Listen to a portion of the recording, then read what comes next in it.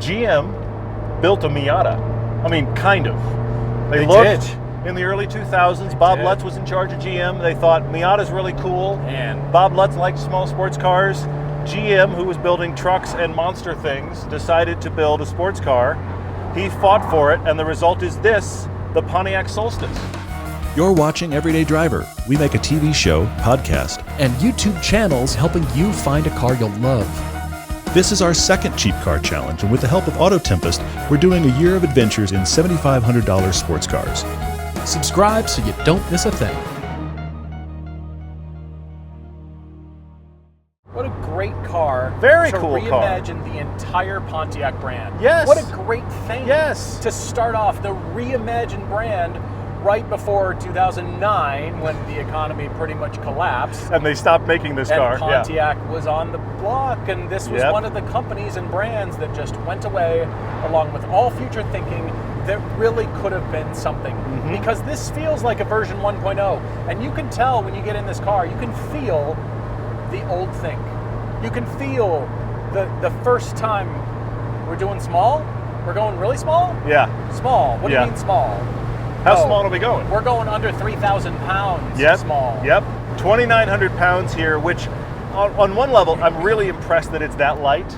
Yeah. On another level, I kind of think it should be 2,500 or 2,600. I'd like it to be smaller still. Yeah, agreed. But this is such a really cool car. I've always liked these. I think the design is aging very well. You just don't see them. For sure. And because they are the unknown car, they are available for cheap. This is not the turbo model. You can get it in turbo, which is about 250 horsepower in torque.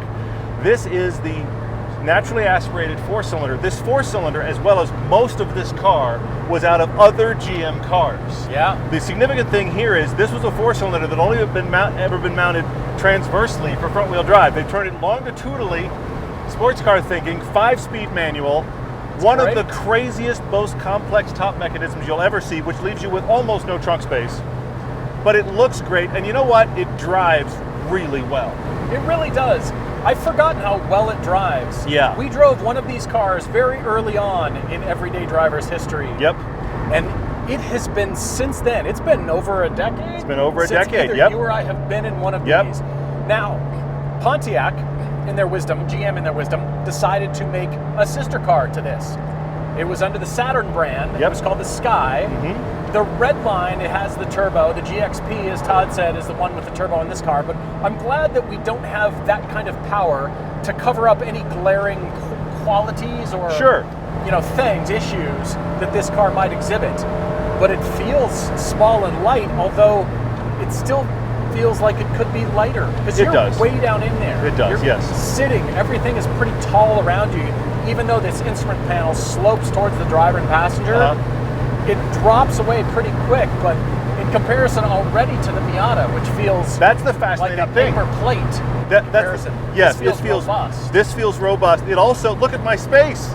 Look, the wind is over my head. I'm looking completely through the windshield. It could be the seat that's matted down. It could be the squished foam. A little bit, but I can fit well in this car. I have space. It is a roomy cabin. Yeah, I fit completely in it. My head's completely in it. I don't have any of the problems that I had in the NB. Now, this doesn't feel as light on its feet as that NB, but 177 horsepower is decent. It's decent. What it does is it creates that same momentum think that you have in the Miata, where you have to earn your speed. Yeah. This one, the engine doesn't feel as willing as it does in the Miata. It feels like you kind of got to convince it to go. Wait for something. But then once you get this car moving, you get up in the high part of the RPM. What's interesting is it does turn in really well. Yeah. And the balance here, I promise you that the balance of this car is better than you think. Whatever your preconceived notions are of this car, it drives better than you expect. Yeah. It actually, it turns in pretty quick, and it's wonderfully progressive. There's just, you turn in and the body roll, everything just follows exactly as you anticipate it will. You think it's gonna feel like this, and then it feels that way or better.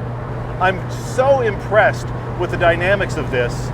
I really wish this car had survived for a what's the next gen. Not to mention the thinking behind this car. Yep. Not just the fact that the car would continue to exist, but that small car thinking, that sports car thinking. Yes. We wish that would have continued. Now, there are many versions of this as far as wear and age, Yep. and how well it's been kept. Yep. This particular example is as perfect as you could It's pristine. It's pristine. It's worth more than $8,000. Yes. But many of them are as low as $5,000. Yes. And at that point, well, you've just got a GM. It's like buying a small Corvette. Yeah. Probably just going to run. Absolutely. And it's probably not going to cost you very much to do it. The weird thing about the Solstice and the Sky, the problem is that the parts are never what you think they are. They probably came off of something in the GM lineup that is a surprise to you. Outside of the body, there's very little bespoke in this car. Most everything came off of something in the GM lineup, which is why they made it in the first place. So that means there's a little bit of a Easter egg hunt to try to find your parts. Yeah. But everything is out there. That's what's great, and it's all GM inexpensive, which is really nice. We've said it on the podcast before. I have to mention it one more time. I have to say it. All right. This should have survived. This should be lesser Corvette.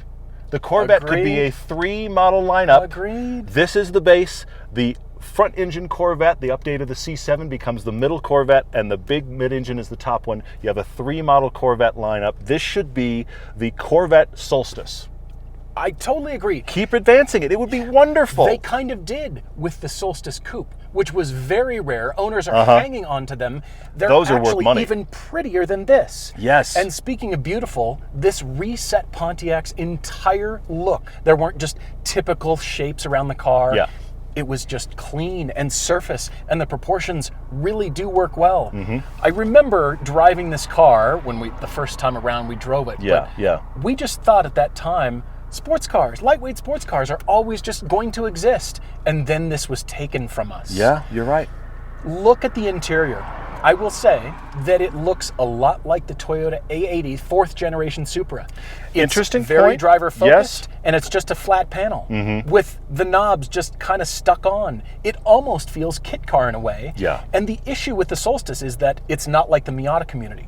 There's not going to be the parts availability for this. You're right. So if we choose this, you have to acknowledge, well, the parts aren't going to be there to upgrade it, to make it better.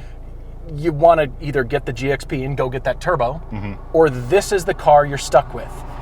But is that a bad thing? It's not a bad thing. It's a very good thing. I think this interior is the one place that says early 2000s GM. For sure. Because it is this. It will not wear. It's plastic GM will not fantastic let in here. wear happen on their plastics. That's too bad. This stereo was dated the day they put it in. It's still very dated. That is too bad. But you're right. The durability here is going to be through the roof. And if you can find the parts and pieces, you have something unique you just don't see. And you have to drive it. It drives so well. It does. And now when people see it, they go, oh yeah. Yeah. Pontiac and GM tried that. A mini Corvette? It'd Who be wouldn't awesome. want one of these? It'd be amazing. It should be. You have to drive this. I'm excited for you to drive it. It drives so well. I'm excited.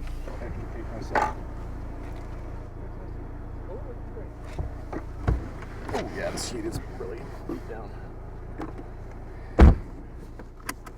I think we found the winner, the car that really can't store anything. It cannot store a You've got thing. your little glove box here, Yes. cup holders. There's one other cup holder that folds out of the side here, but I think GM allowed themselves to throw out any notion of storage or practicality or anything like that. They just said, let's do this. It does feel like a fight though, don't you think? Yeah. The way it's constructed, the plastics, and the fact that motor really doesn't rev too high. I mean, it can. Redline's almost 7,000 RPM, but it finds the personality at the top, but the first like 3,000 or 4,000 RPM, there's nothing there. It has nothing to say about itself other than barely moving. And then all of a sudden it kind of wakes up at the end, which is nice. But man, when you set off from a stop, there's no personality at all in that motor. I agree. It's almost as if you can feel the meetings. Yeah. Many people wanted this car to be one thing, and then other people said, no. If we're going to build a small car and we're going to do this, we're going to win. You can tell everybody picked their battles. Yep. You're right. That does just hang on. Isn't it cool? It just hangs on. It drives so much better than it gets you think better. it does. There's road feel in this car. Yes. Proving GM can do it. Yes. There is road feel, there's precision, and that means there's just fun to be had in this car. Yeah. Ooh. And The what's transmission's interesting good too. It is. That's I can heel and toe in this car. I know. And well, that was a fight that's too. exciting. GM had a way they actually placed their pedals at the time, and they discarded that for this car to allow you to be able to heel toe. That's how much groupthink is being fought in this car. You can which really is crazy. feel that. And the people that buy these and want to take them racing, They can. Yeah. There have been people. Yeah. Many people have decided to LS swap it because that just makes sense. Well, shoot. It's a GM product. Miata did. Let's put an LS in there. Why not? Yeah. The compromises of this car, though, that's a struggle for me because there's not going to be upgrades or mods to it. You think, well, this is how the interior is. Yeah. These are the seats. I suppose if you just want a fun to drive convertible, then we'll say this is the backed off one. This is the 6.7. Yeah. It's just a fun, beautiful car to look at. And it does. I think it's one of the prettiest cars of our lineup. I agree. Entire lineup. I think it looks great. I actually debate between whether or not I think this one or the Saturn Sky looks better. I think the Saturn Sky interior is a little bit better. It's a little bit better. I just can't stand the Saturn name, I badge understand, attached to the thing. But it's a very cool car, and I think it is aging wonderfully well. I see what you're saying. There is an issue with the fact this is such a moment in time. It really 05 is. to 09, and then they never return. And there's no support. And to make it happen 05 to 09, out of so many other parts of other GM cars, you don't have the, well, I'm going to go buy Solstice stuff. There's not that dig in that you have on some of these others. Go through the Solstice catalog and buy all the cool bolt-ons. All right, so we're way down in this car. It's feels awesome. like... I love it. It really is interesting. Even though it's light, it feels heavy because everything is up so high around you. So It you're feels down big, on for it. sure, It yeah. does feel big in a weird way. But I love the styling. I love these twin humps. I Yep. love the crisp line on top of the shoulders, on top of the fender humps up here. It looks great. And the downshift, you start to get to know this car, think, okay, you're a GM fan, it does start to feel like a mini Corvette. I like that. I'm gonna go around this car. You got See, it. it's a momentum thing. For sure. The engine doesn't just pop into the next, higher RPM. It just rolls into things. You have to earn it in this car. Your speed is seriously earned here. Yeah. Yes, it really hangs on through corners. Yes, it does exhibit really great driving dynamics. Yeah. It took a decade for me to come back and realize this is great. This is a great car to drive. It really is. It's not a car where you just fight for that corner, accelerate hard into the corner, hard brake, downshift into the corner, and then accelerate hard out. This is just the cruise machine. It feels that way to me. You can cruise at high speed in this. You can. I don't You want can to go take high away the speed, fact but- that this is a car that can actually hammer its way down a back road, but I feel like you build your way up to it, and then Yeah. you just kind of hold that speed. You're not fighting for. I just right. want a little bit more for this car. You just Just- hold that just great wait speed. for it, and yeah. Just feel the road happen underneath you, and the car Agreed. responds wonderfully. Agreed. I suppose you could do that with the turbocharged cars, Yeah.